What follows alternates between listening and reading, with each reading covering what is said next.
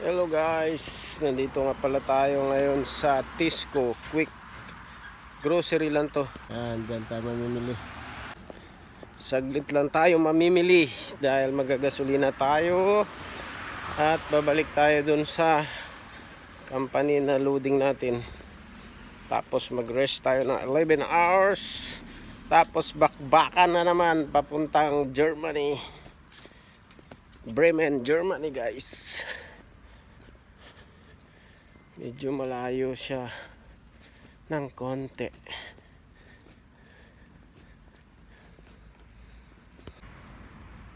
Tesco, Hungary. Mabilis ang grocery lang to guys, dahil nagmamadali tayo para wala tayo masyadong masayang na oras. Yan, pupunta tayo sa entrance guys. Yan yung parking nila. Ayan, big sign sa taas, Tisco.